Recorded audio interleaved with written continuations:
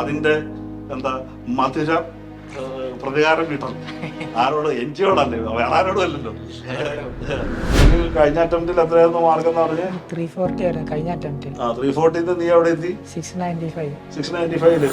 ഓരോ ക്വസ്റ്റ്യൻ എത്തുമ്പോഴും സമയം ഏത് സ്റ്റേജിലാണുള്ളത് നോക്കിയിരുന്നു. ഇപ്പൊ ഈ ക്വസ്റ്റ്യനിൽ ഞാൻ ഈ സമയത്തുള്ളത് അറിയാം.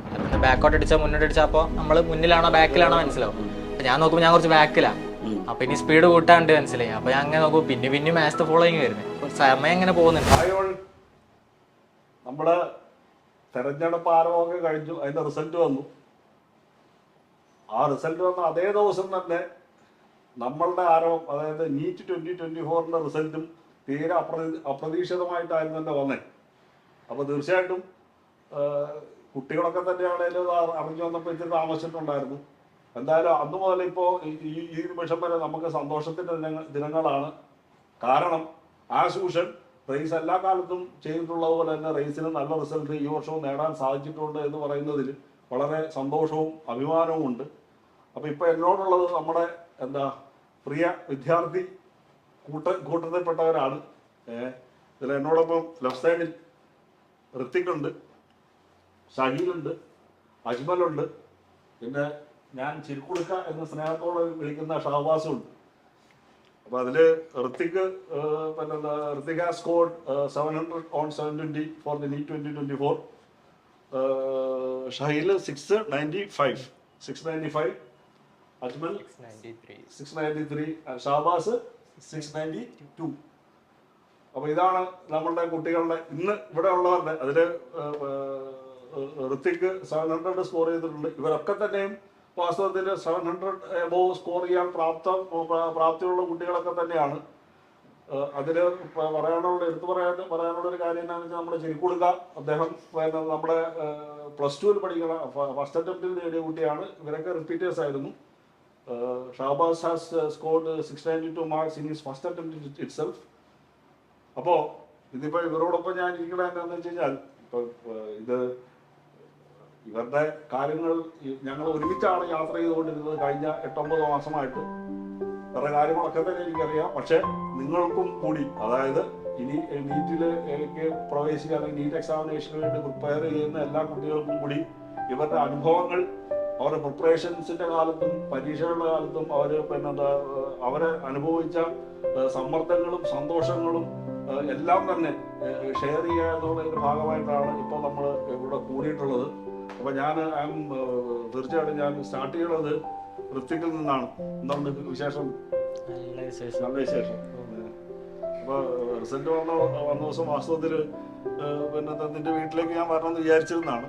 പക്ഷെ പെട്ടെന്നുണ്ടായത് കൊണ്ട് ഞാൻ മറ്റേതിന്റെ തിരക്കുകളും കൂടി പെട്ടതുകൊണ്ടാണ് എനിക്ക് വരാൻ പറ്റാണ്ട്. അപ്പൊ നിന്റെ അച്ഛൻ അന്വേഷണം എന്ന് പറഞ്ഞു. തീർച്ചയായിട്ടും ഞാൻ വന്നിട്ടുണ്ട്. അപ്പൊ അതിനോടൊക്കെ റെഡിയാക്കി വെച്ചാണ് കേട്ടാ. ഇനി ഞാൻ ചോദിക്കട്ടെ, വീട്ടില് എല്ലാരും എന്ത് പറഞ്ഞു? അച്ഛനും അമ്മയൊക്കെ എന്ത് പറഞ്ഞു റിസൾട്ട് വന്നപ്പോ? ഭയങ്കര സന്തോഷം. ഡോക്ടറെ കിട്ടാൻ പോവാ. കൊടുകി. അപ്പൊ എല്ലാവർക്കും ഫസ്റ്റ് ഓഫ് ഓൾ അത് ഞാൻ ചെയ്യാൻ പറ്റുമോ? കൺഗ്രാറ്റ്സ് കേട്ടോ. അപ്പോ എല്ലാവർക്കും വളരെ തീർച്ചയായിട്ടും സന്തോഷമുള്ള നിമിഷങ്ങളാണ്. ഒരു ഡോക്ടറെ കിട്ടാൻ പോകുന്നു. ഒരു കാര്യം കൂടി പറയട്ടെ, ഋത്തിക്കിന്റെ ജ്യേഷ്ഠൻ ഋഷോൺ നമ്മുടെ ഒരു പഴയ വിദ്യാർത്ഥിയാണ്. അപ്പൊ ഇവര് പരീക്ഷ കഴിഞ്ഞ് വന്ന ദിവസം തീർച്ചയായിട്ടും ഞാനന്ന് ഋഷോണിനോട് ഫോണിൽ കൂടിയൊക്കെ സംസാരിക്കുന്നുണ്ടായി. അച്ഛനുണ്ടായിരുന്നു പരീക്ഷ കഴിഞ്ഞ ദിവസം. അപ്പൊ അച്ഛൻ ഇങ്ങനെ ഋഷോണിനെ വിളിച്ചതെന്ന് ഞങ്ങൾ സംസാരിച്ചു. അത് മറ്റൊരു സന്തോഷം. അപ്പോ ഇനി ഡോക്ടറായി. അപ്പൊ നിനക്ക് കഴിഞ്ഞ പ്രാവശ്യം ചെറിയ 2 മാർക്കിനാണ് നമ്മളുടെ നീറ്റ് അല്ലെങ്കിൽ MBBS സീറ്റ് കൈവിട്ട് പോയത്. അതിന്റെ മധുര പ്രതികാരം കിട്ടണം. ആരോട്? എൻജിയോടല്ലേ, വേറെ ആരോടും അല്ലല്ലോ. നമ്മൾ നേടിയെടുത്തു. ഇനി നിന്റെ അച്ഛനും അമ്മയൊക്കെ തീർച്ചയായിട്ടും സന്തോഷം. എന്നാലും റിസൾട്ട് കേട്ടപ്പോ ആദ്യം അവർക്ക് റെസ്പോൺസ് ഉണ്ടായിരുന്നു? ആദ്യം ഞാൻ ഓൾറെഡി ഒരു 700 ആ റേഞ്ചിലുണ്ട് നമുക്ക്. ഞാൻ ഫസ്റ്റ് ദിവസം എക്സാമിനോട് വന്നപ്പോ ഞാൻ പറഞ്ഞേ ഞാൻ കാൽക്കുലേറ്റ് ചെയ്യുന്നില്ല, കുറച്ച് അതന്നെ പറഞ്ഞു. പക്ഷെ അന്ന് രാത്രി കിടന്നിട്ട് ഉറക്കം വരുന്നില്ല. ഞാൻ ഇരുന്ന് കാൽക്കുലേറ്റ് അന്ന് രാത്രി തന്നെ കാൽക്കുലേറ്റ് ചെയ്ത് വ്യത്യാസം സാറെ വിളിച്ചു 700 അപ്പൊ ഞാൻ അന്ന് തന്നെ പറഞ്ഞപ്പോ അന്ന് തന്നെ ഏകദേശം 700 കിട്ടുന്നുള്ളൊരു ഉറപ്പുണ്ട്. അപ്പൊ തന്നെ ഭയങ്കര സന്തോഷമാണ്. ജസ്റ്റ് എവിടെയെങ്കിലും കഴിഞ്ഞ വർഷം അങ്ങനെ മിസ്സായി. ഞാൻ അപ്പോഴും ലാസ്റ്റ് ഇങ്ങനെ അതേ പറയല്, എവിടെയെങ്കിലും ഒക്കെ കയറി പറ്റാനുള്ള സാധ്യത ഉണ്ട് അവസാനമൊക്കെ. പക്ഷെ ഇക്കൊല്ലം അങ്ങനെയല്ല, എവിടെയെങ്കിലും അല്ല, നല്ലൊരു സ്ഥലത്ത് ആഗ്രഹിച്ചു. തീർച്ചയായിട്ടും തീർച്ചയായിട്ടും അത് കിട്ടും, അതിലൊന്നും യാതൊരു സംശയം. നിങ്ങൾ എല്ലാവർക്കും അത് അത് കിട്ടും എന്നുള്ള കാര്യത്തിൽ ഉറപ്പാണ്. ഇനി ഷഹീല് വീട്ടിലെന്ത് പറഞ്ഞു? എന്നിട്ട് വീട് എവിടെയാ? ഇവിടെ അരീക്കോടാണ്. അരീക്കോട്. വീട്ടിലാരൊക്കെയുള്ളേ? വീട്ടില് ഒരേട്ടനുണ്ട്, ഒരനിയനും, പിന്നെ ഉമ്മ ഉപ്പ മാത്രം. ഏട്ടനും അനിയനും? ഏട്ടൻ എന്ത് ചെയ്യണം? ഏട്ടൻ ഹോസ്പിറ്റലിൽ മാനേജ്മെന്റ് വർക്ക്. അനിയൻ എത്രാം ക്ലാസ്? +2. +2. അവന്റെ ഉദ്ദേശം എന്താണെന്നല്ലോ പ്രഖ്യാപിച്ചിട്ടുണ്ടോ? ഇല്ല, പറഞ്ഞില്ല ആരോടും. പിന്നെ നിന്റെ നിനക്ക് ആദ്യം എന്താ റിസൾട്ട് വന്നപ്പോൾ തോന്നിയത്? നിന്റെ വീട്ടുകാരുടെയൊക്കെ റെസ്പോൺസ് എന്തായിരുന്നു? വീട്ടിലപ്പാരല്ലേ, സർപ്രൈസ് ആയിട്ടാണ് നല്ല റിസൾട്ട് വന്നത്. അതെ, ഓരോരുത്തർ വരുമ്പോ ഇങ്ങനെ പറയുമ്പോ അല്ല ആ ഫേസിലുള്ള ആ ഒരു എക്സ്പ്രഷനെ കാണുമ്പോ ഞാനിട്ട് ആരോടും വിളിച്ചു പറഞ്ഞിട്ടൊന്നുമില്ല. എല്ലാരും വീട്ടിലും പറഞ്ഞ ആദ്യം എന്നുള്ള രീതിയിൽ വെയിറ്റ് ചെയ്ത് എല്ലാരും റിസൾട്ട് വരുമ്പോ നീ മാത്രം ഉണ്ടായതുള്ളൂ. അപ്പൊ എന്നിട്ട് വന്നപ്പോ അവര് എന്ത് പറഞ്ഞു? വന്നപ്പോ നല്ല ഹാപ്പി ആയിരുന്നു എല്ലാരും. എന്നിട്ട് മുട്ടായിയൊക്കെ വാങ്ങാൻ വേണ്ടി, സ്വീറ്റ്സൊക്കെ വാങ്ങാൻ വേണ്ടി എല്ലാരും അപ്പൊ തന്നെ പോവാ. അത് പറഞ്ഞപ്പോഴേ നമുക്ക് കിട്ടിയില്ലല്ലോ. കൊണ്ടുവരുന്നു. എന്താണ് ചിരിച്ചാൽ മാത്രം അത് കൊണ്ടുവന്നില്ലല്ലോ. എന്താണ് സാധനം കൊണ്ടുവന്നല്ലോ. അത് എന്തായാലും ഞാൻ താമരശ്ശേരിക്കാരുണ്ട്. അപ്പം നീ അവിടെ ഉള്ളവർക്കൊക്കെ മിഠായി കൊടുത്തു, എനിക്കൊന്നും കിട്ടിയിട്ടില്ല. അത് വേഗം കിട്ടണുണ്ട് കേട്ടോ. ആ പിന്നെ ഇനി നിന്റെ വിശേഷം റിസൾട്ട് വന്നപ്പോൾ നീ അതിന് മുമ്പ് കാൽക്കുലേറ്റ് ചെയ്തിരുന്ന മാർക്ക്? എക്സാമിന്റെ അപ്പൊ ഏകദേശം മാർക്ക് കിട്ടുന്നുള്ളത് എനിക്ക് ഇതിന്റെ അടുത്തൊക്കെ ഒരു എക്സ്പെക്ടേഷൻ ഉണ്ടായിരുന്നു. പിന്നെ കുറയോ എന്നുള്ളൊരു പേടി ഉണ്ടായിന്. എന്തായാലും കുഴപ്പമില്ലാണ്ട് എത്തിപ്പെട്ട് എന്റെ എക്സ്പെക്ടേഷനിലൊക്കെ തന്നെ എത്തി. പിന്നെ റിസൾട്ട് വീട്ടിലാരൊക്കെ മലപ്പുറം. ഉമ്മണ്ട്, ഉപ്പണ്ട്, ഒരേട്ടനും ഒരനിയനും. ഏട്ടൻ മൊബൈൽ സർവീസിൽ ഡിപ്ലോമ ചെയ്ത് അനിയൻ സയൻസ്. അവന്റെ ഉദ്ദേശം പറഞ്ഞോ? ഇല്ല, ഒന്നും പറയാറായില്ല. ന്യൂ കോഴ്സ് അവൻ തീരുമാനം എടുക്കുന്നത്. അപ്പൊ ഹാപ്പിയാണ്, എല്ലാവരും ഹാപ്പിയാണ്. ഫാമിലിയിൽ ആദ്യത്തെ ഡോക്ടർ എന്ന നിലയിൽ എല്ലാവർക്കും നല്ല സന്തോഷമുണ്ട്. പിന്നെ നമ്മുടെ വിശേഷം ഇത് ഒരു കാര്യം കൂടെ പറയട്ടെ. സന്ദർഭവശാൽ അത് പിന്നെ നമ്മുടെ ഷാവാസിന്റെ ജ്യേഷ്ഠത്തി, അതും അഭിമാനത്തോടുകൂടി സന്തോഷത്തോടുകൂടി പറയട്ടെ, അവളും നമ്മുടെ സ്റ്റുഡന്റ് ആയിരുന്നു. ഇപ്പൊ അവള് കഴിഞ്ഞോ? എവിടെ അവള് ചെയ്തത്? എവിടെ? മൈസൂരിൽ. അപ്പൊ അവള് പിന്നെ MBBS കഴിഞ്ഞു. അപ്പൊ പിന്നെ സന്ദർഭവശാൽ പിന്നെ ആണ് ഞാനത് അറിയണത്. അതറിഞ്ഞപ്പോ കൂടുതൽ എന്താ പറയുക ഇരട്ടി മധുരം ഉണ്ടായി. നിന്റെ വിശേഷം പറയാം. വീട്ടിൽ എന്തെങ്കിലും പറഞ്ഞു?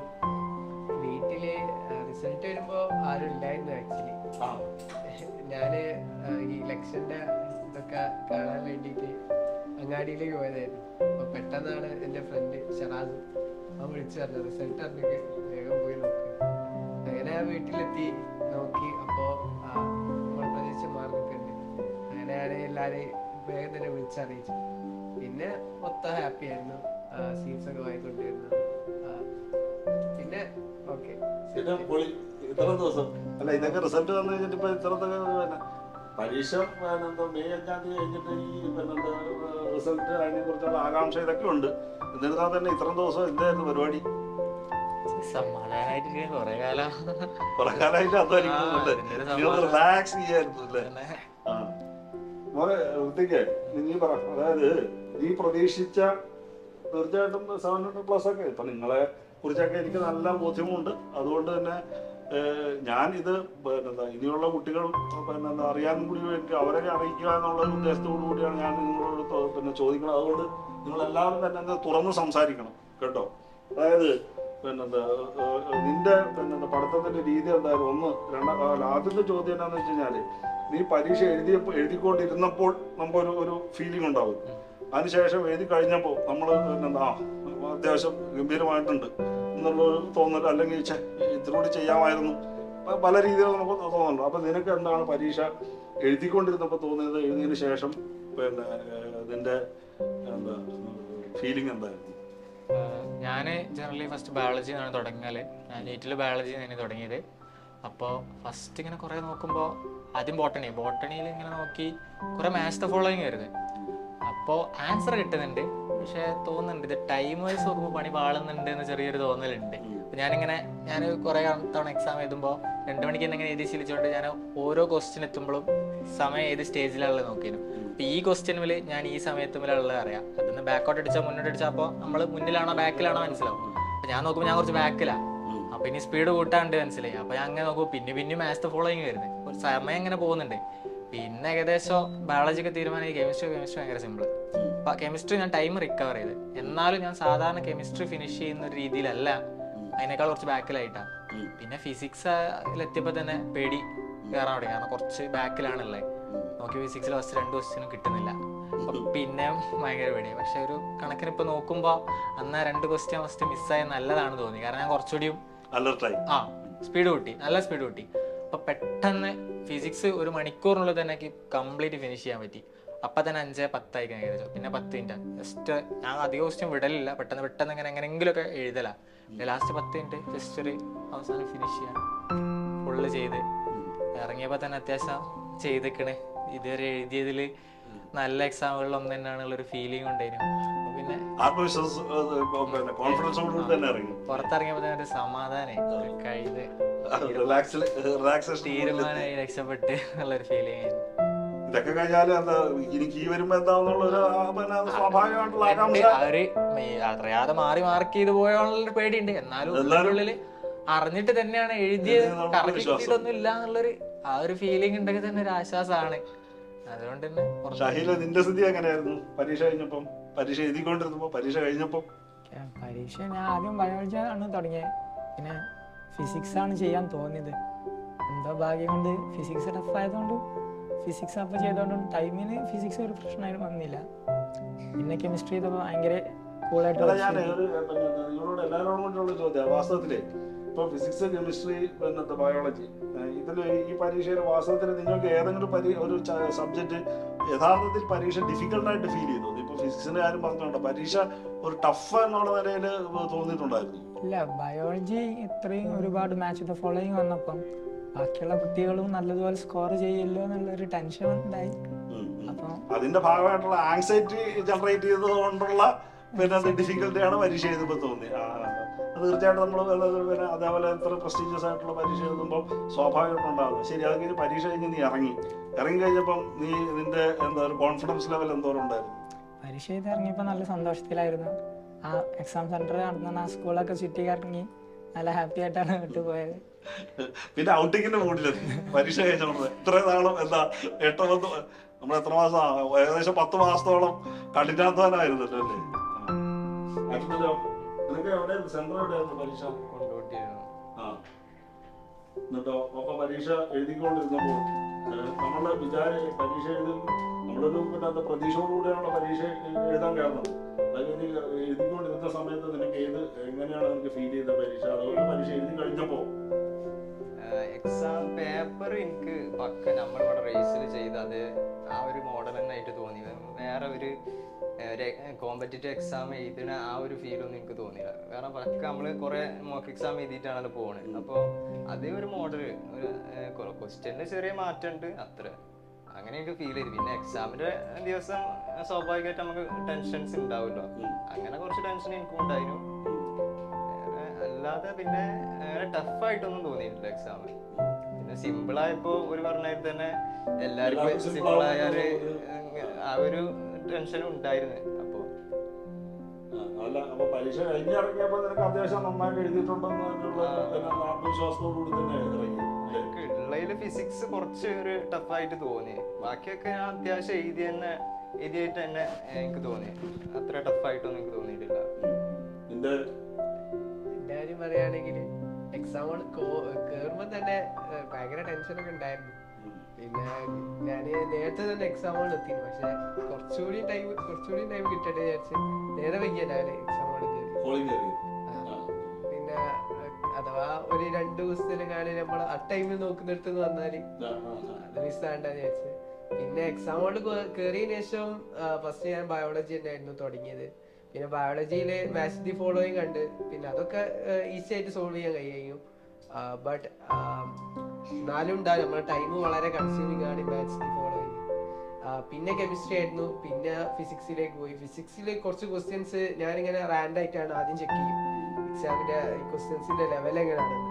ഇപ്പോൾ നോക്കിയപ്പോൾ പിന്നെ നമ്മള് സിമ്പിൾ ആയിട്ട് ചെയ്യാൻ കഴിയുന്ന ഇപ്പോൾ ഒറ്റ നോട്ടത്തിൽ തന്നെ ചെയ്യാൻ കഴിയുന്ന ക്വസ്റ്റ്യൻസ് ഒക്കെ കുറവായിരിക്കും. പിന്നെ കാൽക്കുലേറ്റ് ചെയ്യേണ്ട ക്വസ്റ്റ്യൻസ് തന്നെ കൂടുതലുള്ളത്. പിന്നെ ഞാൻ അതിലേക്ക് വല്ല നീങ്ങാൻ തുടങ്ങി, പിന്നെ ചെയ്യാൻ തുടങ്ങി. പിന്നെ ക്വസ്റ്റ്യൻസ് ഒക്കെ പിന്നെ നമ്മളെ വലിയ ലെവലൊന്നും ഇല്ലായിരുന്നു, കുറച്ച് ലെങ്തി ആയിട്ടുള്ള ക്വസ്റ്റ്യൻസ് പിന്നെ തന്നെ ആയിരുന്നു ഒക്കെ കുറെ ചെയ്ത്. പിന്നെ എനിക്ക് പിന്നെ പേടി എന്താണെന്ന് വെച്ചാല് ടെൻഷൻ ആവുമ്പോ മാറി കുത്തി പോവുക, അതൊക്കെ ഉണ്ട് ഒരു പ്രശ്നമുണ്ട്. അപ്പോ അതിന് ഭയങ്കര ഇതായിരുന്നു, പിന്നെ എങ്ങനെയോ ഹാൻഡിൽ ചെയ്തു. പിന്നെ അങ്ങനെ ഫിസിക്സും പിന്നെ ഫിസിക്സ് ഏകദേശം ചെയ്ത് കഴിഞ്ഞ് പിന്നെ മനസ്സിനൊക്കെ ഒരു റിലാക്സേഷൻ കിട്ടി. ഇനി ഞാൻ എല്ലാവരോടും കൂടി ഒരു ചോദ്യം. ഇപ്പം സാധാരണ രീതിയിൽ നിന്നോട് ചോദിച്ചാലും നിനക്ക് ഏറ്റവും ഇഷ്ടം കെമിസ്ട്രി ആണെന്ന് പറയും, അവനോട് ചോദിച്ചാൽ ഫിസിക്സ് ആണെന്ന് പറയും, നിനക്ക് ബയോളജി, അങ്ങനെ ഇതൊക്കെ എന്താണെന്ന് വെച്ചാൽ സ്ഥിരം ചോദിക്കപ്പെട്ട എനിക്ക് ചോദിക്കാനുള്ള ഒരു ചോദ്യം എന്താണെന്ന് വെച്ച് കഴിഞ്ഞാൽ, ഇപ്പം നീറ്റ് പോലുള്ള ഒരു പ്രസ്റ്റീജിയസ് ആയിട്ടുള്ള examination where which each and every question is very much important അല്ലേ? ഓരോ ചോദ്യവും പിന്നെ ഞാൻ നിങ്ങളോട് പറഞ്ഞ കാര്യം 1 minute is equal to 4 mark എന്ന് പറഞ്ഞുകൊണ്ടിരുന്ന കാര്യം, ഓരോ ചോദ്യവും നമ്മളെ സംബന്ധിച്ച് ഇമ്പോർട്ടൻ്റ് ആണ് എന്നിരിക്കെ എനിക്ക് നിങ്ങളോട് ചോദിക്കാനുള്ള ഒരു സാധാരണ ചോദിക്കപ്പെടാത്തൊരു ചോദ്യം, അതായത് നമുക്ക് ഏതെങ്കിലും സബ്ജക്റ്റിന് പ്രിഫറൻസ് വച്ചാൽ സംഗതി നടക്കും. അതായത് എനിക്കിപ്പോൾ ഫിസിക്സും ആണ് പിന്നെ ഇഷ്ടം എന്ന് വന്നാൽ ഞാൻ പിന്നെ ഫിസിക്സിന് മാത്രം കോൺസെൻട്രേറ്റ് ചെയ്ത് കഴിഞ്ഞാൽ അത് ശരിയാവും ഈ പരീക്ഷയ്ക്ക്? അത് നിങ്ങളാണ് പറയേണ്ടത്. കാര്യം എന്താണെന്ന് വെച്ച് കഴിഞ്ഞാൽ കുട്ടികൾക്കൊക്കെ എപ്പോഴുള്ള ധാരണ എന്താ വെച്ചാൽ ബയോളജി, നീറ്റിൽ ബയോളജി ഏറ്റവും ഇമ്പോർട്ടൻ്റ് ആയിട്ടുള്ള സബ്ജക്റ്റാണ്, താരതമ്യേന ഈസിയർ ആണെന്ന് പറയുന്ന സബ്ജക്റ്റാണ്. അപ്പോൾ ബയോളജി ഈസി ആയതുകൊണ്ട് എന്താ പറ്റുമെന്ന് വെച്ച് കഴിഞ്ഞാൽ പിന്നെ കുട്ടികൾ ഒന്നില്ലെങ്കിൽ ചില കുട്ടികൾ ബയോളജി കൂടുതൽ ഫോക്കസ് ചെയ്ത് പഠിക്കും, അല്ലെങ്കിൽ ചിലവർ എന്ത് ചെയ്ത് നിഗ്ലക്റ്റ് ചെയ്യും. പക്ഷേ എൻ്റെ ചോദ്യത അങ്ങനെ നിഗ്ലക്റ്റ് ചെയ്യാനോ അല്ലെങ്കിൽ കൂടുതൽ ഫോക്കസ് ചെയ്യാനോ പിന്നെ ചെയ്യുന്നത് ശരിയായിരിക്കുമോ അതോ തെറ്റായിരിക്കുമോ? നീ ഒന്ന് പറഞ്ഞു. അതിപ്പോ ഓരോരുത്തരെ മൈൻഡ് സെറ്റ് അനുസരിച്ചേക്ക് അങ്ങനെ ചെയ്യുന്നത് ശരിയാവുക. കാരണം പിന്നെ സംബന്ധിച്ചിടത്തോളം ആണെങ്കിൽ ഇപ്പോൾ അധികം ഓർമ്മയിൽ നിൽക്കാൻ കുറച്ച് ബുദ്ധിമുട്ടുള്ള ആളാണ് ഞാൻ. പക്ഷെ കുറച്ചുകൂടി കാൽക്കുലേഷൻസ് നമ്പർ വെച്ചുള്ള ആളുകൾക്ക് കുറച്ചുകൂടി ഭയങ്കര ഇഷ്ടമാണ്. അങ്ങനെ എനിക്ക് ഫിസിക്സ് കുറച്ചുകൂടി ഇഷ്ടമായി. അപ്പൊ ഞാൻ കുറച്ചധികം ബയോളജിയിൽ സമയം കൊടുക്കലുണ്ട്. അത് കൊടുക്കാനുള്ള കാരണം എനിക്ക് കുറച്ച് ഓർമ്മ കുറവുള്ളതുകൊണ്ടാണ്. അതിപ്പോ ചില ആളുകൾക്ക് ചിലപ്പോൾ കാൽക്കുലേഷൻസ് ഡിഫിക്കൽട്ട് ആയാലും അങ്ങനെയും ചെയ്യണം. അതുകൊണ്ട് തന്നെ ഞാൻ ലാസ്റ്റ് ഒക്കെ ഫിസിക്സ് ഒക്കെ ഓൾമോസ്റ്റ് 1-2 ആഴ്ച മുന്നേ ഒക്കെ സെറ്റ് ആക്കി വെച്ചു. ഞാൻ ലാസ്റ്റ് ആഴ്ചയിലും ഫിസിക്സ് തൊട്ടിട്ടില്ല. പിന്നെ ഞാൻ കെമിസ്ട്രിയിൽ ഈ ഓർത്തെടുക്കേണ്ട സാധനങ്ങൾ, കെമിസ്ട്രി അതുപോലെ തന്നെ ഫിസിക്കലൊക്കെ കാൽക്കുലേറ്റ് ചെയ്യേണ്ടതൊക്കെ ഞാൻ മുന്നേ ചെയ്ത് മുന്നേ ലാസ്റ്റ് സമയത്ത് എന്റെ പ്രശ്നം ഈ ഓർമ്മ നിൽക്കാത്തതായതുകൊണ്ട് തന്നെ ഞാൻ ലാസ്റ്റ് 1 ആഴ്ച ബയോളജി മാത്രം, ഇൻഓർഗാനിക് മാത്രം ഇതോ ഞാൻ ചെയ്തിട്ടുള്ളൂ. അപ്പൊ നമ്മളെ പ്രശ്നം അല്ലെങ്കിൽ പ്രശ്നം എവിടെയാന്ന് പറഞ്ഞിട്ട് അവിടെ കോൺസെൻട്രേറ്റ് ചെയ്യുന്നെങ്കിൽ കുറച്ചുകൂടി നല്ലത്. എക്സാക്ട്ലി. അതായത് നമ്മൾ ഓരോരുത്തർക്കും തികച്ചും പേഴ്സണലൈസ്ഡ് ആയിട്ടുള്ള സ്ട്രെങ്സ് ആൻഡ് വീക്ക്നെസ്സസ് ഉണ്ടായിരിക്കും. അപ്പോൾ അതിപ്പോൾ ആസ് യു സെഡ്, അതായത് നമ്മളുടെ പ്രശ്നം എന്താണെന്ന് നമ്മൾ തിരിച്ചറിഞ്ഞുകൊണ്ട് നമ്മൾ അതിനനുസരിച്ച് പ്രിപ്പയർ ചെയ്യുക എന്നുള്ളത് ഏറ്റവും ഇമ്പോർട്ടൻ്റ് ആയിട്ടുള്ള കാര്യമാണ്. അതായത് ഇതിൽ എല്ലാ സബ്ജക്റ്റുകളും വളരെ ഇമ്പോർട്ടൻ്റ് ആണെന്നിരിക്കുക, നമുക്ക് ഏതെങ്കിലും ഒരു സബ്ജക്റ്റിനോട് പ്രത്യേകിച്ച് അഫിനിറ്റിയോ പ്രത്യേകിച്ച് വിരോധമോ ഉണ്ടാകാൻ പാടില്ല എന്നുള്ളതാണ് ചുരുക്കം. പിന്നെ ഷാബാസ്, അതിൽ ഞാൻ പറഞ്ഞതിൽ നിന്റെ അഭിപ്രായം എന്താ? സാറിനോട് തന്നെയാണ് യോജിക്കുന്നത്. കാരണം ഇപ്പോൾ ഒരു കുട്ടിക്ക് ഒരു സബ്ജക്റ്റ് കൂടുതൽ താല്പര്യം ഉണ്ടെങ്കിൽ ഓൾറെഡി കുറെ മുമ്പ് അത് കൂടുതൽ കോൺസെൻട്രേറ്റ് ചെയ്തിട്ടുണ്ടാവും. എനിക്കിപ്പോ ഫിസിക്സ് ആയിരുന്നു കൂടുതൽ താല്പര്യം, പിന്നെ കെമിസ്ട്രി. അപ്പോ അതൊക്കെ അറിയുന്നത് നമ്മളിപ്പോ ഒരു ചെറിയൊരു കൺസെപ്റ്റ് ഉണ്ടെങ്കിൽ അയിമല് ബിൽഡപ്പ് ചെയ്ത് കൊണ്ടാൻ കഴിയുന്ന ഇപ്പോ നമ്മളെ റീസെന്റ് സാർമാര് പറയും പോലെ പിന്നെ ഒരു ചെറിയ ഇപ്പോ ഫിസിക്സിലെ ഒരു ചാപ്റ്റർ ആണെങ്കിൽ അതിലുള്ള ബേസിക് കൺസെപ്റ്റുമേല് നമ്മൾ പിടിക്കുക, എന്നിട്ട് അതിൽ ബിൽഡ് ചെയ്ത് കൊണ്ടുവരിക.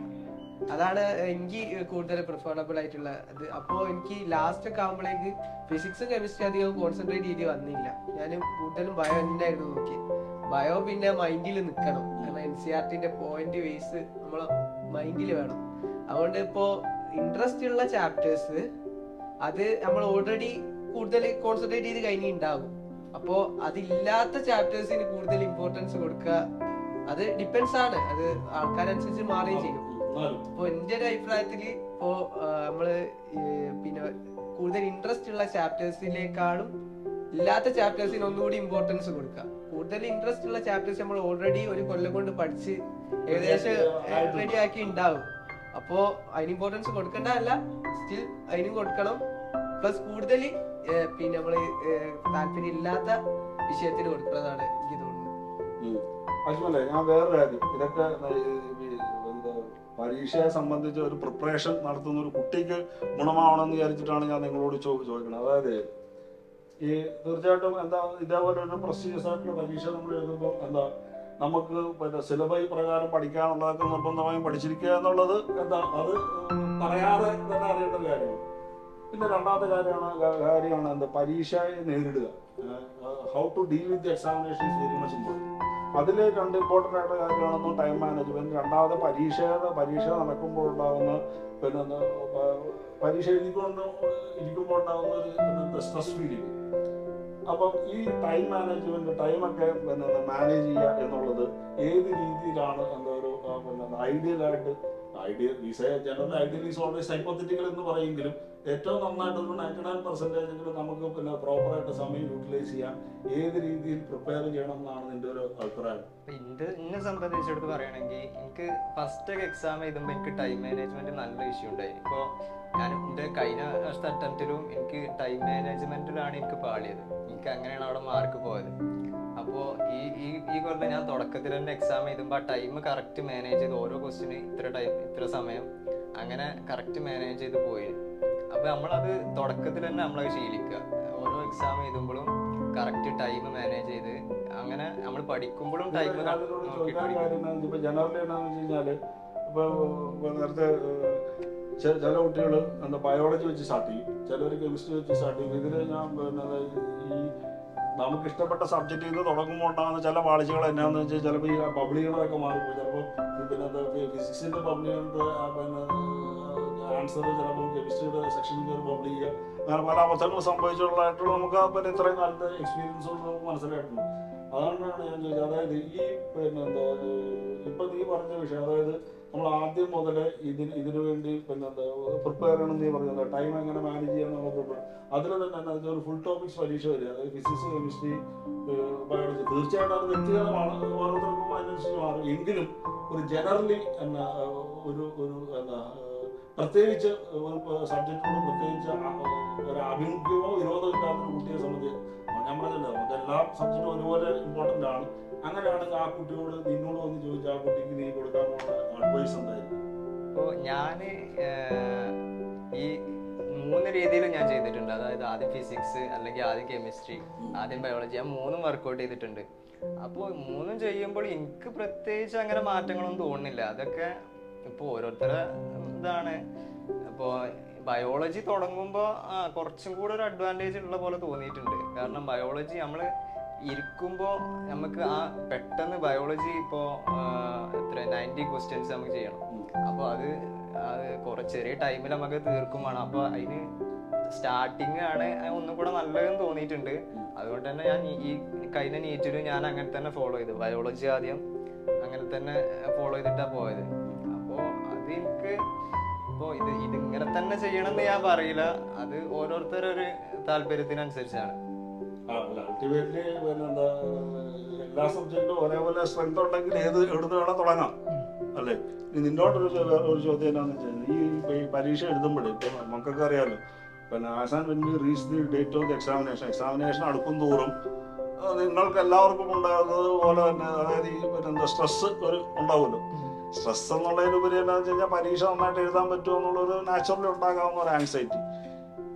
പിന്നെ തീർച്ചയായിട്ടും നമ്മൾ ഈ കഴിഞ്ഞ 89 വർഷം കുറേ പരീക്ഷകളൊക്കെ എഴുതി ധാരാളം ചോദ്യങ്ങളൊക്കെ ചെയ്ത് നമ്മളെ തന്നെ എന്താ ശരിയാക്കിയിട്ടാണ് നമ്മൾ പരീക്ഷയ്ക്ക് പോണത്. എങ്കിലും എന്താ ഇതിനെക്കുറിച്ചൊരു എന്താ ഒരു ആങ്സൈറ്റി ഫീലിംഗ് ഉണ്ടാവും. ഈ ആങ്സൈറ്റിയെ പരീക്ഷയുടെ സമയത്ത് ആങ്സൈറ്റി ഉണ്ടാകണം, അല്ലെങ്കിൽ അതിനോട് അടുക്കുമ്പോൾ ഉണ്ടാകുന്ന ആങ്സൈറ്റി ഒരു കോമൺ വിഷയമാണ്, എല്ലാവർക്കും ഉണ്ടാകുന്ന ഒരു വിഷയം. അതെങ്ങനെ മാനേജ് ചെയ്യാന്നുള്ളതാണ് നിന്റെ ഒരു കാഴ്ചപ്പാട് നിനക്ക് തോന്നിയിരിക്കുന്നത്? ഇപ്പം നിന്നെ സംബന്ധിച്ച് എന്താണെന്ന് വെച്ച് കഴിഞ്ഞാൽ നിനക്ക് കഴിഞ്ഞ അറ്റംപ്റ്റിൽ എത്രയായിരുന്നു മാർക്ക് എന്ന് പറഞ്ഞ്? 340 ആണ് കഴിഞ്ഞ അറ്റംപ്റ്റ്. 340 നീ എവിടെ എത്തി? 695. 695 എത്തി. അപ്പൊ അതിൽ ഏറ്റവും ഇമ്പോർട്ടന്റ് ആയിട്ടൊരു കണക്ക് തീർച്ചയായിട്ടും സബ്ജക്ട് നോളജ് ഉണ്ട്, ടൈം മാനേജ്മെന്റ്, ഇതൊക്കെ ഉണ്ട്. അതിന്റെ അപ്പുറത്ത് നീ കഴിഞ്ഞ പ്രാവശ്യം 340 നിന്നാണ് നീ തുടങ്ങണമെന്നുള്ള ഒരു നാച്ചുറൽ ആയിട്ടുണ്ടാകുന്ന ഒരു തുടക്കം മുതലൊരു പിന്നെ ആങ്സൈറ്റി ഉണ്ടാവുമല്ലോ. അത് പക്ഷെ അതിനെ നിനക്ക് ഓവർകം ചെയ്യാൻ പറ്റിയത് കൊണ്ടാണ് നിനക്ക് ഏകദേശം അന്ന് കിട്ടിയ മാർക്കിന്റെ കൂടെ 10 മാർക്ക് കൂടി കൂട്ടിയിട്ടാണ് നിനക്ക് മാർക്ക് കൂടുതൽ കിട്ടിയത്. ശരിയല്ലേ? അപ്പൊ അത് ഒരു ഇമ്പോർട്ടന്റ് ഘടകമാണ് തീർച്ചയായും. അതുകൊണ്ടാണ് ഞാൻ നിന്നോട് ആ ക്വസ്റ്റ്യൻ ചോദിച്ചത്. തീർച്ചയായിട്ടും മാനേജിങ് അവർ മൈൻഡ്, അതായത് ഒരു സ്ട്രെസ് പിന്നെ മാനേജ് ചെയ്യുക എന്നുള്ളത് ഒരു ഇമ്പോർട്ടൻറ്റ് ഫാക്ടറാണ്. അത് how could you do that? അതെ, എനിക്ക് കഴിഞ്ഞ പ്രാവശ്യം 340 എനിക്ക് ആഗ്രഹം ഉണ്ടായിരുന്നത് അതിൻ്റെ ഡബിൾ ഇത് 680 ആക്കുക എന്നുള്ളതായിരുന്നു. പക്ഷേ പിന്നീടുള്ള കണ്ടിന്യൂസ് ആയിട്ടുള്ള എക്സാംസും പിന്നെ ഒരു ഫ്രണ്ട്ലി ആയിട്ടുള്ള ഗ്രൂപ്പ് ഡിസ്കഷനിലൂടെയൊക്കെ നമ്മൾ അതിനെ ഓവർകം ചെയ്ത് 695 എന്ന മാർക്കിൽ എത്തി നിൽക്കുകയാണ്. എക്സാമിനുള്ള ടെൻഷനും ആങ്സൈറ്റിയും മാറ്റാനുള്ള ഏറ്റവും എളുപ്പമുള്ള മെത്തേഡ് എന്താ വെച്ച് കഴിഞ്ഞാൽ നിങ്ങളുടെ വറീസും നിങ്ങളുടെ ആൻസേഴ്സും നിങ്ങളുടെ പിയേഴ്സ് ഗ്രൂപ്പ് മറ്റുള്ള ഫ്രണ്ട്സുമായിട്ട് ഷെയർ ചെയ്യുക. അതുപോലെ തന്നെ നിങ്ങൾക്കിപ്പോൾ ചില സബ്ജക്റ്റ് പഠിക്കുമ്പോൾ ഞാൻ ഈ ഭാഗം നോക്കിയില്ലല്ലോ എന്നുള്ള തോന്നി കഴിഞ്ഞു കഴിഞ്ഞാൽ ആ സബ്ജക്റ്റിൽ നിന്ന് ആ ഒരു പോർഷനിൽ നിന്ന് നമ്മൾ എന്തെങ്കിലും ഒരു ക്വസ്റ്റ്യൻസ് കൾട്ടിവേറ്റ് ചെയ്ത് എന്തെങ്കിലും ഒരു ക്വസ്റ്റ്യൻസ് ഉണ്ടാക്കിയാണ്ട് നമ്മുടെ അടുത്തുള്ള ആൾക്കാരോട് ചോദിക്കുക. അങ്ങനെ ക്വസ്റ്റ്യൻസ് ഉണ്ടാക്കി മത്സരിക്കുമ്പോൾ നമുക്ക് ടെക്സ്റ്റ് ബുക്ക് മുഴുവൻ നമ്മൾ പരിചയിച്ച് എന്നുള്ളൊരു കോൺഫിഡൻസ് ഉണ്ടാകും. അപ്പോൾ നമുക്ക് ഈ എളുപ്പത്തിൽ നല്ല കോൺഫിഡൻസോടുകൂടി പരീക്ഷ എഴുതാൻ സാധിക്കും. നീ വാസ്തവത്തിൽ ഉത്തരം പഠിക്കുകയല്ലേ ചെയ്തത്, ചോദ്യം ഉണ്ടാക്കുകയാണ് ചെയ്തത്. എന്നിട്ട് ഉത്തരത്തിലേക്ക് എത്തിച്ചുകൊണ്ടിരുന്നത് പിന്നെ സ്വയം മനസ്സിനെ പിന്നെ ശരിയാക്കി എടുത്തുകൊണ്ടിരുന്നു. അത് നല്ലൊരു പിന്നെ കാഴ്ചപ്പാട് തന്നെ. നിനക്ക് അങ്ങനെ ഉണ്ടായിരുന്നു സ്ട്രെസ്? ഞാൻ കഴിഞ്ഞല്ലോ അത്യാവശ്യം നല്ല സ്ട്രെസ് ഉണ്ടായിരുന്നു. കാരണം ഞാൻ ഒരുപാട് ഫുൾ ടൈം പഠിത്തേ കഴിഞ്ഞല്ലോ, ഫുൾ ടൈം പഠിക്കും. ഒരു കോൺസെപ്റ്റ്സ് ഒക്കെ ഭയങ്കര സ്ട്രോങ് ആക്കിയിട്ട് കഴിഞ്ഞല്ലോ തന്നെ നീറ്റിന് ഞാൻ പോയി. പക്ഷേ എനിക്ക് ഞാൻ 2 മാർക്ക് മിസ്സായി, 2 മാർക്ക് നീറ്റ് മിസ്സായി. അപ്പോൾ ഞാൻ അന്ന് മനസ്സിലാക്കിയ വലിയൊരു കാര്യമുണ്ട്, നീറ്റ് എന്ന് പറയുന്നത് പഠിത്തം കൊണ്ട് മാത്രം കിട്ടുന്നൊരു സാധനമല്ല. ഒരുപാട് എന്താ പറയുക, ഇങ്ങനെ നമ്മൾ ടൈം മാനേജ് ചെയ്യുക, അങ്ങനെ വേറെ ഒരുപാട് കാര്യങ്ങളുണ്ടെന്ന് ഞാൻ മനസ്സിലാക്കി കഴിഞ്ഞ കൊല്ലത്തോടു കൂടിയാണ്. അന്ന് ഞാൻ പിന്നീട് റിപ്പീറ്റ് ചെയ്യുമ്പോൾ ഞാൻ മനസ്സിലാക്കിയൊരു കാര്യമുണ്ട്, ഫുൾ ടൈം പഠിക്കുക, ഞാൻ നിൽക്കില്ല. ഞാൻ ഇവരോടൊക്കെ സംസാരിക്കുക, ചിരിക്കുക, ഞങ്ങൾ ഒരുപാട് കാര്യങ്ങൾ ഡിസ്കസ് ചെയ്യും. ഇപ്പം ഞങ്ങളൊരു എക്സാം കഴിഞ്ഞാൽ തന്നെ ഞങ്ങളൊരു 5-6 ആൾ എന്നും അടിക്കുക, ക്വസ്റ്റ്യന് പറഞ്ഞ എന്നും അടിക്കുക. അച്ചറിയാം. പക്ഷെ അത് ഭയങ്കരമായിട്ട് എന്നെ ഇൻഫ്ലുവൻസ് ചെയ്തിരിക്കുന്നത്. കാരണം ചില ക്വസ്റ്റ്യൻ ചില സമയത്ത് കാണുമ്പോൾ എന്തായിരുന്നു ആ ഐഡിയ ഒന്നും ചിലപ്പോൾ മനസ്സിലില്ല. ഈ അടിപിടി കുട്ടിയുടെ ഡയലോഗ്സ് ഓർമ്മ ഉണ്ടാവും, അത് വെച്ച് നമ്മൾ ബിൽഡ് ചെയ്യും. അത് ഭയങ്കരമായിട്ട് എന്നെ ഇൻഫ്ലുവൻസ് ചെയ്തിരിക്കുന്ന ഈ സംസാരം, ഈ നല്ല ഒരു അതാണ്. അപ്പൊ നമ്മള് ഒരു എഗെയിൻസ്റ്റ് ആയിട്ട് പറയുമ്പോ എന്താണ് നമ്മക്ക് അവിടെ ഉള്ള മിസ്റ്റേക്ക്, നമ്മൾ അങ്ങോട്ടേക്ക് പറയുമ്പോ ഈ ഒരു ടോപ്പിക്കിൽ എന്താണ് നമ്മളെ അഡ്വാൻറ്റേജ്, അങ്ങനെ എല്ലാം നമുക്ക് അവിടെ മനസ്സിലാക്കി ആ നമ്മള് കേട്ടും പറഞ്ഞു കൊണ്ട് നമ്മളെ തലയിൽ നിൽക്കേ. അത് ഭയങ്കരമായിട്ട് എന്നെ ഇൻഫ്ലുവൻസ് ചെയ്തിരിക്കുന്നത്. അതുകൊണ്ട് തന്നെ ഞാൻ ഈ വർഷം അത്ര വലിയ സ്ട്രെസ് ഒന്നും എനിക്ക് ഫീൽ ചെയ്തില്ല. കാരണം മൈൻഡ് കൂളാക്കണം, എന്നാലോ നീറ്റ് കിട്ടും, അല്ലാണ്ട് ഫുള്ള് പഠിച്ചുകൊണ്ട് നീറ്റ് കിട്ടൂലൊക്കെ മനസ്സിലായതാണ്. അങ്ങനെ പോയിട്ട് വലിയ ടെൻഷനൊന്നും എനിക്ക് ഈ വർഷമല്ലേ. ഇനി ലാസ്റ്റ് ആയപ്പോൾ 2 ആഴ്ച അടുപ്പിച്ചേക്ക് കണ്ടിന്യൂസ് ആയിട്ട് മാർക്ക് പറയാൻ തുടങ്ങി. അപ്പോൾ സാറ് വന്ന് ചോദിച്ചു എന്താ മാർക്ക് പറയുന്നത്. അപ്പോൾ ഞാൻ പറഞ്ഞത് ഞാൻ ചെയ്യണ കാര്യങ്ങളൊക്കെ കറക്റ്റാണ്, എന്താ കുറയുന്നൊക്കെയല്ല. ഞാൻ പറഞ്ഞു 10 ദിവസം കഴിഞ്ഞാൽ 10 ദിവസം കൊണ്ടാണ് ഞാൻ ഡൗൺ ആയി. 10 ദിവസം കഴിഞ്ഞാൽ ഞാൻ റെഡി ആവുകയും ചെയ്യും. കാരണം ഞാൻ പ്രത്യേകിച്ച് എൻ്റെ രീതിയിൽ മാറ്റം വരുത്തിയില്ല. അപ്പോൾ നിങ്ങളെപ്പോഴും നിങ്ങളെ സ്വയം വിശ്വസിക്കുക. നിങ്ങൾ ചെയ്യണ ഒരു രീതി ശരിയാണെന്നുണ്ടെങ്കിൽ അത് കറക്റ്റ് നിങ്ങൾ ആഗ്രഹിച്ച സ്ഥലത്ത് എത്തിക്കും. അല്ലാതെ ഒരുപാട് ടെൻഷൻ അടിച്ചാൽ, ഒരു മീഡിയം ടെൻഷൻ വേണം, ഒരുപാട് ടെൻഷൻ അടിച്ചിട്ടും കാര്യമില്ല. ഞാൻ കറക്റ്റ് മനസ്സിലാക്കിയാണ്. കുറച്ച് ടെൻഷൻ അടിച്ച് നിങ്ങൾ ചെയ്യുന്ന ജോലിയിൽ വിശ്വസിച്ചാൽ അത് ഓക്കെയാണ്. അമിതമായ അമൃതനിമിഷം, ഓവർ ആങ്സൈറ്റിക്കൊന്നും പോകരുത്. കാര്യങ്ങൾ നന്നായിട്ട് പഠിച്ച് ധൈര്യമായിട്ട് പോവാന്നെ അല്ലേ. പിന്നെ ഷാബാസ്, ഞാൻ നിങ്ങളോട് ഇവരൊക്കെ ഹോസ്റ്റലേഴ്സ് ആയിരുന്നു, നീ ഡേ സ്കൂളോട് കൂടിയായിരുന്നു. മോറോവർ നീ ഫസ്റ്റ് അറ്റംപ്റ്റ് നേടിയൊരു മനുഷ്യൻ അല്ലേ. അത് ഗംഭീരമായിരുന്നു. അതില് നിനക്ക് നിന്റെ ഇനിയിപ്പോ +2 ഒക്കെ പിന്നെ എന്താ ഞാനിത് നിന്നോട് ചോദിക്കാൻ കാര്യം എന്താണെന്ന് വെച്ച് കഴിഞ്ഞാൽ, ഇപ്പോൾ ജനറലി കുട്ടികളുടെ ഒരു ഭാഗമുണ്ട്, എന്ത് റിപ്പീറ്റ് ചെയ്താലേ ഇത് കിട്ടും. അങ്ങനെ പിന്നെ റിപ്പീറ്റ് ചെയ്യാതെയും കിട്ടാവുന്ന സാധനമാണെന്ന് നീ ഇപ്പൊ തെളിയിച്ചല്ലോ. അപ്പൊ എന്തായിരുന്നു നീ പിന്നെ എന്താ നിന്റെ +1 +2 ഉടനീളം പിന്നെ നിന്റെ പഠിത്തത്തിന്റെ രീതി എന്തായിരുന്നു, നിന്റെ ഫോക്കസ് എങ്ങനെയാണ് ഇതിലേക്ക് എത്തിപ്പെടണം എന്നുള്ള നിന്റെ പ്ലാൻ എന്തായിരുന്നു എന്നുള്ളത് നീ പറഞ്ഞു കൊടുത്തു കഴിഞ്ഞാൽ ഇനി പ്ലസ് ടു എഴുതാൻ പോകുന്ന കുട്ടികൾക്ക് വലിയ ഉപകാരമായിരിക്കും എന്ന് പറഞ്ഞു. എൻ്റെ പ്ലാൻ എന്താണെന്ന് വെച്ചാൽ ഇപ്പോൾ ക്ലാസ് എടുക്കുമ്പോൾ ക്ലാസ്സിൽ ഞാൻ നല്ല രീതിയിൽ ശ്രദ്ധിക്കും. എന്നിട്ട് ഇവിടുത്തെ റേസിലത്തെ ടീച്ചേഴ്സ് ഒക്കെ ഭയങ്കര എക്സലൻ്റ് ആണ്. ഇപ്പോൾ അവർ വരുന്ന കൺസെപ്റ്റൊക്കെ ഞാൻ അപ്പാടെ വീഴും. അപ്പോൾ തന്നെ ഇപ്പോൾ ഫിസിക്സ് ഒക്കെ ചെയ്യാനാണെങ്കിൽ ജസ്റ്റ് ഒരു ബേസ് കിട്ടിയാൽ മതി. പിന്നെ എന്നെ സംബന്ധിച്ചിടത്തോളം ഇപ്പോൾ ഒരു ചാപ്റ്ററിൻ്റെ ഒരു തുണ്ട് കിട്ടിയാൽ ഞാൻ എക്സാമുകൾ കുത്തുന്നതെങ്കിൽ ചിലപ്പം പിന്നെ ഇക്വേഷൻസ് ഒക്കെ ഡിറൈവ് ചെയ്യാൻ സാധിക്കും. കാരണം പിന്നെ ഇപ്പോൾ നിങ്ങൾ ഫിസിക്സ് ഒക്കെ പഠിക്കുകയാണെങ്കിൽ ഡെറിവേഷൻ കൂടി ഒന്ന് പഠിക്കാൻ ശ്രമിക്കുന്നതാണ്. കാരണം ഇപ്പോൾ അഥവാ നിങ്ങളോട് മറന്നു പോയാൽ അത് ഡിറൈവ് ചെയ്ത് കൊണ്ടുവരാൻ സാധിക്കും. പിന്നെ കെമിസ്ട്രി ആണെങ്കിൽ ഞാൻ NCERT എന്നാണ് നല്ലോണം വായിച്ചത്. NCERT ഞാൻ പക്ക പഠിച്ചിരുന്നു. പിന്നെ ബയോളജിക്ക് NCERT തന്നെ, അതിൽ പിന്നെ ആർക്കും സംശയമൊന്നും ഉണ്ടാവില്ലെന്ന് വിചാരിക്കുന്നു. പിന്നെ ഡേ സ്കോളർ ആയിരുന്നു പറഞ്ഞു.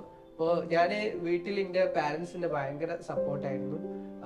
പാരൻസ് ഇപ്പോൾ വീട്ടിൽ എൻ്റെ എല്ലാ കാര്യങ്ങളും അവരെന്നെ ഏകദേശം മെയിൻറ്റെയിൻ ചെയ്യും. അപ്പോൾ എനിക്ക് അക്കാര്യങ്ങളിലൊന്നും അധികം ശ്രദ്ധിക്കേണ്ടി വന്നില്ല. പിന്നെ എനിക്ക് ഞാൻ ഋത്തിക്ക് പറഞ്ഞോളാം, ഞാൻ കൂടുതൽ ടൈം ഒന്നും എനിക്ക് കുത്തിരുന്ന് പഠിക്കുന്നതിന് വലിയ താല്പര്യമൊന്നുമില്ല. കുറേ ടൈം എൻജോയ്മെന്റ് വേണം.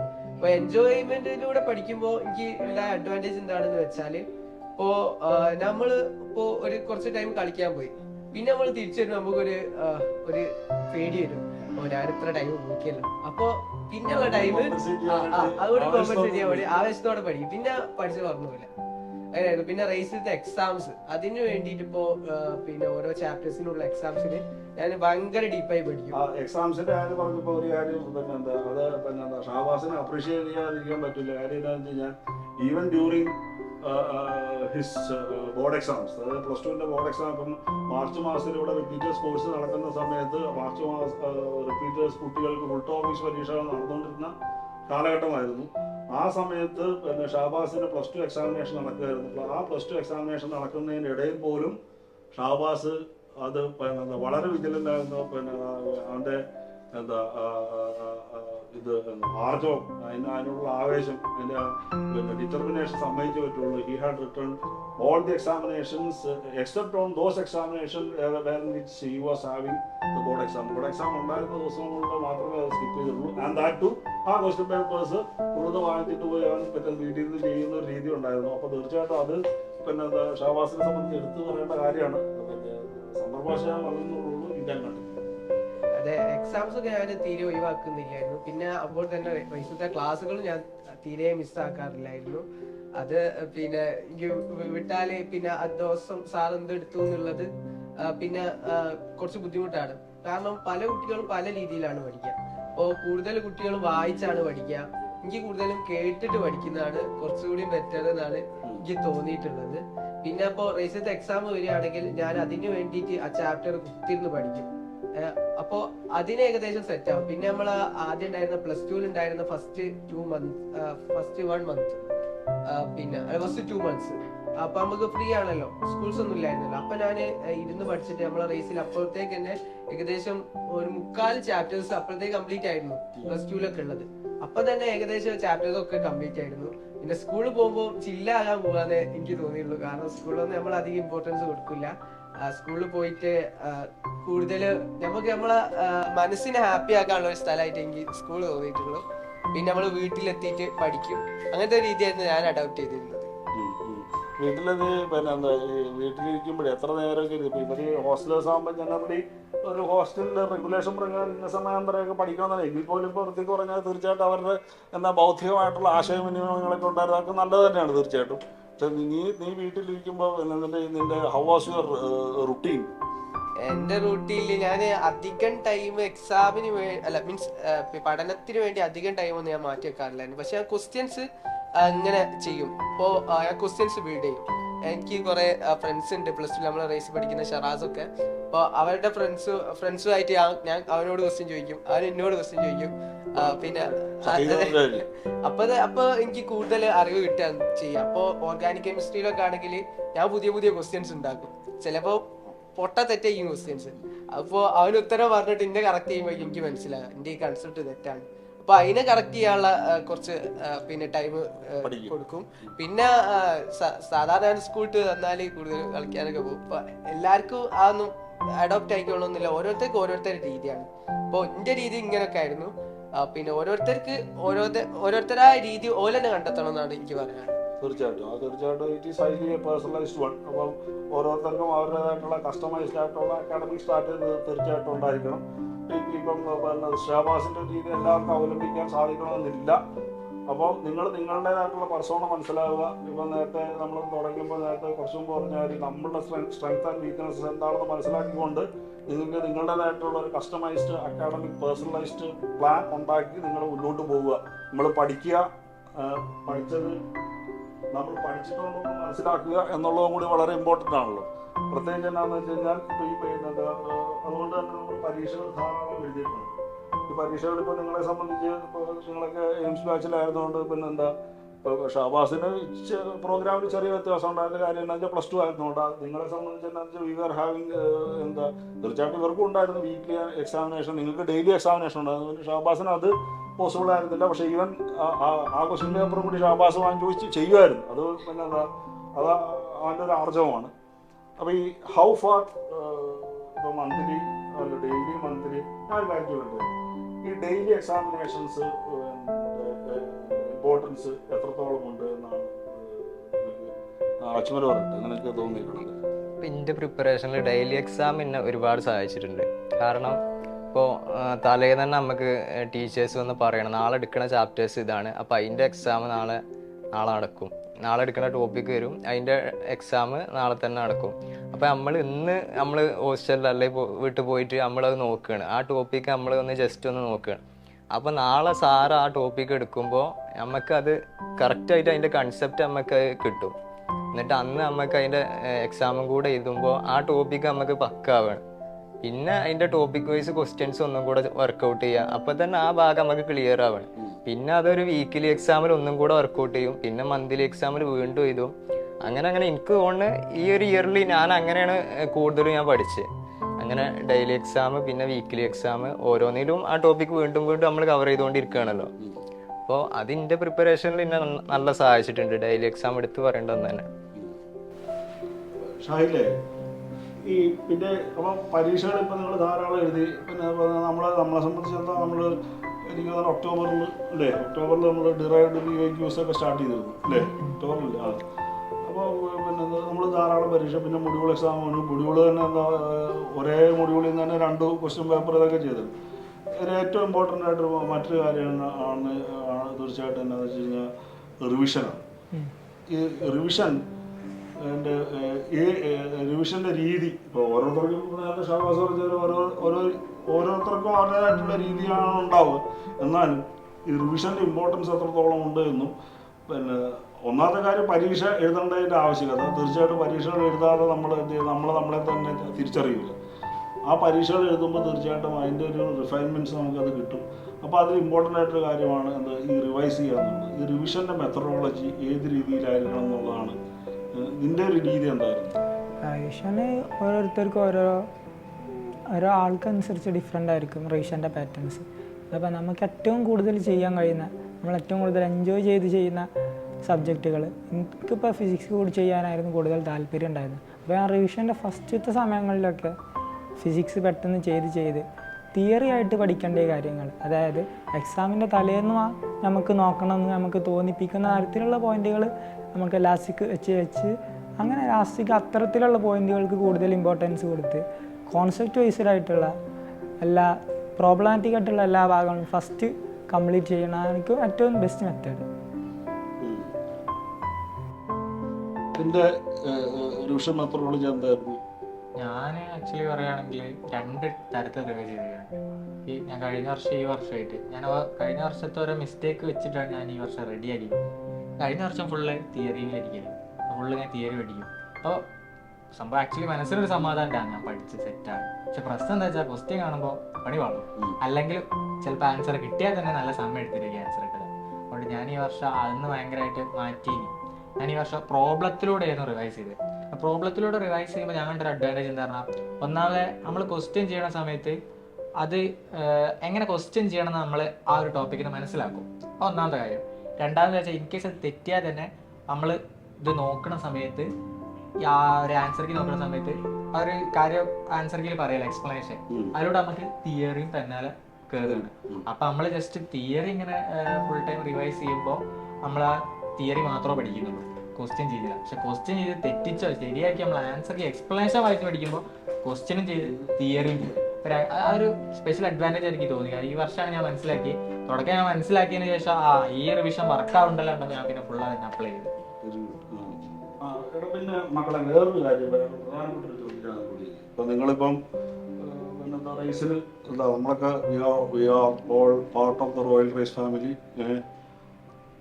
അപ്പോൾ ഞാൻ ഒറ്റ, അതായത് നിങ്ങളോട് എല്ലാവരോടും കൂടി ചോദിക്കും, നമ്മളുടെ ഇപ്പോൾ റേസിലെ നമ്മുടെ സിസ്റ്റം, നമ്മുടെ academic programmes, examination materials, teachers, doubt clear sessions, library, അങ്ങനെ നമ്മുടെ ഇതെല്ലാം കൂടി ചേർന്നതാണല്ലോ. പിന്നെ നിങ്ങളും ടീച്ചർ ഇതൊക്കെ കൂടി ചേർന്നാണല്ലോ റേസ് എന്ന് പറയുന്നത്.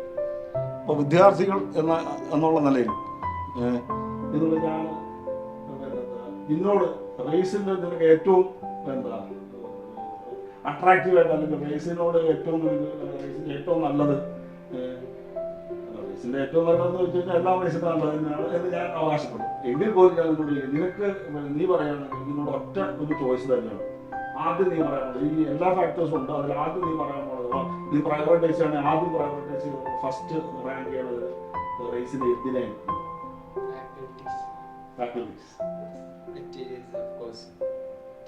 ഇവിടുത്തെ മെറ്റീരിയൽസ് നമുക്ക് ആവശ്യത്തിലധികം മെറ്റീരിയൽസ് റേസ് പ്രൊവൈഡ് ചെയ്യുന്നുണ്ട്. ഇപ്പോൾ പ്രത്യേകിച്ച് എടുത്തറിയണമെങ്കിൽ എയിംസ് മെറ്റീരിയൽ, ഇവിടുത്തെ മെന്ററിനൊക്കെ സ്ഥിരമായിട്ട് നീറ്റിന് ക്വസ്റ്റ്യൻസ് വരുന്നത് തന്നെയാണ്. മെന്ററിനുള്ള സെയിം മോഡൽ ക്വസ്റ്റ്യൻസ്. എയിംസ് മെറ്റീരിയലിനാണെങ്കിൽ topic wise, chapter wise level 1, level 2 questions, അതുപോലെ previous year questions, home assignments, അങ്ങനെ പലവിധ മെറ്റീരിയൽസും റേസിന് പ്രൊവൈഡ് ചെയ്യുന്നുണ്ട്. ഇതൊക്കെ നമുക്ക് അധികമാണ് നമുക്ക് പ്രിപ്പറേഷന്. കാരണം ഇഷ്ടംപോലെ ക്വസ്റ്റ്യൻസ് അതിലൊക്കെ വരുന്നുണ്ട്. അതിൻ്റെയൊക്കെ സെയിം മോഡൽ ക്വസ്റ്റ്യൻസ് തന്നെയാണ് നമുക്ക് എക്സാമിൽ റിപ്പീറ്റ് ചെയ്ത് വരുന്നത്. ഞാനിവിടുത്തെ സിസ്റ്റം പറയും, എനിക്ക് ഭയങ്കര ഇഷ്ടമായ സിസ്റ്റം. രാവിലെ നമ്മൾ 7:30 ക്ലാസ് തുടങ്ങുന്നത്. ഈ ക്ലാസ് തുടങ്ങിയിട്ട് ഉച്ചയ്ക്ക് 1:30 വരെ ക്ലാസ്. 1:30 ക്ലാസ് കഴിയുമ്പോൾ പിന്നെ നമുക്കൊരു 4 മണി വരെ പഠിക്കാനുള്ള സമയം. ആ പഠിക്കാനുള്ള സമയം 4 മണിക്ക് ഡെയിലി എക്സാം ഉണ്ടാവും. ആ ഡെയിലി എക്സാം വേണ്ടി അന്ന് എടുത്തത് വേണ്ടിയിട്ട്. അപ്പോൾ ഒരു എക്സാം മുന്നിലുണ്ടാകുമ്പോൾ നമ്മൾ പഠിത്തം വേറൊരു ലെവലായിരിക്കും. എക്സാം വരുന്നു, സ്കോർ ചെയ്യണം, നന്നായി പഠിക്കണം എന്നുള്ളതിൽ നമ്മൾ ആ അന്നെടുത്ത് നല്ലോണം പഠിക്കും 4 മണി വരെ. പിന്നെ 4 മണിക്ക് എക്സാം കഴിഞ്ഞിട്ട് പിന്നെ ഒരു ചായ കുടിച്ച് കഴിഞ്ഞാൽ പിന്നെ ഒരു 6 മണി വരെ നമ്മൾ ആ റേസിൽ തന്നെ ഉണ്ടാവും. എന്നിട്ട് ഹോസ്റ്റലിൽ 6 മണി വരെ നമ്മളെ എക്സാമിൽ പറ്റിയ മിസ്റ്റേക്ക് അല്ലെങ്കിൽ അപ്പോഴും ഒരു ചാപ്റ്റർ ഒന്നല്ല ഒരു ദിവസം ഫുൾ എടുക്കണേ. ഒരു ചാപ്റ്ററിൻ്റെ ഒരു ഏരിയ മാത്രം, ആ ഏരിയന് ക്വസ്റ്റ്യൻ വരുന്നത്. എന്നിട്ട് ഫുൾ നമ്മൾ പഠിക്കുന്നു. വൈകുന്നേരം എക്സാം എഴുതി കഴിഞ്ഞിട്ട് പിന്നെ ആ ഏരിയനെ നമ്മൾ റെക്ടിഫൈ ചെയ്യുന്ന പറയുമ്പോൾ നമ്മളൊരു സാധനം നല്ലോണം റെഡിയാക്കി വന്നാൽ മാത്രമല്ല തലേന്നേ പറയും പിറ്റേ ദിവസം ഇതാ എക്സാം എന്ന്. അപ്പോൾ നമ്മൾ പഠിച്ചുകൂടിയാണ് വരുന്നത്. പിറ്റേ ദിവസം ക്ലാസ് കേൾക്കുമ്പോൾ റെഡിയാവുന്നു, പിന്നെ എക്സാം എഴുതാൻ നമ്മൾ പിന്നെയും പഠിക്കുന്നത്. എക്സാം എഴുതിയതിനു ശേഷം അത് റെക്ടിഫൈ ചെയ്യുകയും ചെയ്യുമ്പോൾ തന്നെ ഏകദേശം 6 മണി ആയിട്ടുള്ളൂ. എന്നിട്ട് നമ്മൾ ഹോസ്റ്റലിൽ പോകണം. പിന്നെ അവിടെ സമയം കിടക്കാം പിറ്റേ ദിവസം പഠിക്കാനോ വേറെ എന്ത് ചെയ്യാനോ. ആ ഒരു സിസ്റ്റയ്ക്ക് ഭയങ്കര ഇഷ്ടമായി. ഇങ്ങനെ ഉച്ചവരെ ക്ലാസ്, പിന്നെ പഠിക്കുക, എക്സാം റെക്ടിഫൈ ചെയ്യുക. അത് എന്നെ ഭയങ്കരമായിട്ട് ഇൻഫ്ലുവൻസ് ചെയ്തിരിക്കുന്നത്. അതുകൊണ്ട് ഞാനെപ്പോഴും റേസിനെ കുറിച്ച് പറയുന്നത് റേസിൻ്റെ സിസ്റ്റം എന്നിൽ വലിയൊരു ഇൻഫ്ലുവൻസ് ഉണ്ടായിരിക്കുന്നു. ഞാൻ ഓഫ് കോഴ്സ് എക്സാംസിനെ കുറിച്ചാണ് പറയുക. കാരണം ഇവിടുത്തെ എക്സാംസ് പറഞ്ഞു കഴിഞ്ഞാൽ ഭയങ്കര കുട്ടികൾക്ക് കൂടുതലായിട്ട് ടോപ്പിക്കുകളെ കൂടുതലായിട്ട് മനസ്സിലാക്കാൻ സാധിക്കുന്ന തരത്തിലുള്ള എക്സാമുകളായിരിക്കും നടത്താറുള്ളത്. അവസാനത്തെ ഒരു പീരീഡിൽ ഒരുപാട് 48 ഫുൾ ടോപ്പിക് എക്സാംസ് നടന്നിട്ടുണ്ട്. അത് വെച്ച് നോക്കുമ്പോൾ ഞാൻ നീറ്റ് ഭയങ്കര കൂളായിട്ട് എഴുതിയത് തന്നെ ആ എക്സാംസിൽ ഞാൻ ആർജിച്ചെടുത്തിട്ടുള്ള എക്സ്പീരിയൻസ് വഴിയാണ്. ഓരോ എക്സാം കഴിയുമ്പോഴും നമ്മളുടെ ഗ്രൂപ്പ് ഡിസ്കഷനിലൂടെ നമ്മുടെ പോയിന്റുകൾ, നമുക്ക് മിസ്റ്റേക്ക് പറ്റിയത് എവിടെയാണെന്നും നമ്മുടെ ശ്രദ്ധക്കുറവുകൊണ്ട് പോയത് എന്താണെന്ന്, നമുക്ക് ടൈം മാനേജ്മെൻറ്റ്, അതുപോലെ എക്സാമിനെ എങ്ങനെ അപ്രോച്ച് ചെയ്യുക എന്നുള്ളതിനൊക്കെ കറക്റ്റായിട്ടുള്ള ഒരു ക്ലാരിറ്റി ഇത്തരത്തിലുള്ള എക്സാമുകളിലൂടെ നമുക്ക് ലഭിച്ചിട്ടുണ്ട്. മറ്റൊരു കാര്യം എന്താണെന്ന് വെച്ചാൽ നിങ്ങൾ ഇനിയിപ്പം ഇതിലും നിങ്ങൾ വിചാരിച്ച നിങ്ങളുടെ ഡ്രീം ഫീൽഡ് ഓഫ് സ്റ്റഡിയിലേക്ക് പോവുകയാണ്. അപ്പോൾ അവിടെ ചെല്ലുമ്പോൾ തീർച്ചയായിട്ടും ഡെഫിനറ്റ്ലി ക്യാമ്പസ് ലൈഫിലേക്ക് പോകുമ്പോൾ നിങ്ങൾ ക്യാമ്പസ് ലൈഫ് എൻജോയ് ചെയ്യുക. അതോടൊപ്പം നിങ്ങൾ അക്കാഡമിക്സിൽ നല്ല സ്ട്രെങ്ത് ആർജിച്ചെടുക്കുക. അടുത്ത പടി ഇനിയിപ്പോൾ 4-5 വർഷം കഴിയുമ്പോൾ നിങ്ങളുടെ ഹൗസ് സർജൻസി ഒക്കെ ആകുമ്പോൾ കഴിയുമ്പോഴത്തേക്ക് നിങ്ങൾ you will be appearing for the next examination. അപ്പോൾ അതിൽ നിങ്ങൾക്ക് വലിയ വിജയം ഉണ്ടാവണം. ആ വിജയം എന്ന് പറയുന്നത് നിങ്ങൾ ഇന്നും റൈസിൻ്റെ സ്വത്താണ്. അതുകൊണ്ട് നിങ്ങൾ എവിടെ എത്തിയാലും എന്താ നിങ്ങൾക്കും അഭിമാനം, പേരൻസിനും അഭിമാനം, അതോടൊപ്പം നമ്മൾക്കും അഭിമാനമായിരിക്കും. അതുകൊണ്ട് നിങ്ങൾ വലിയ വലിയ വിജയങ്ങൾ നേടട്ടെ. കൂടെ ഒരു കാര്യം കൂടെ പറയാതിരിക്കാൻ തരയില്ല. ഈ അവസരത്തിൽ നിങ്ങളുടെ ഈ വിജയത്തിൽ ഘടകങ്ങളായിട്ടുള്ള പല ഫാക്ടേഴ്സ് ഉണ്ട്. അതിലിപ്പോൾ ടീച്ചേഴ്സ് ഉണ്ട്, നമ്മുടെ റേസിൻ്റെ മൊത്തം സിസ്റ്റമുണ്ട്, ഒപ്പം നിങ്ങളുടെ പേരൻസ് ഉണ്ട്. അപ്പോൾ അവരോട് എല്ലാവരോടും നിങ്ങളുടെ ഭാഗമായിട്ട് നിന്നുകൊണ്ട് നമ്മൾക്ക് അവരെല്ലാവരെയും കൺഗ്രാജുലേറ്റ് ചെയ്യാണ്. അപ്പം once again congratulations to all of you and achieve greater heights.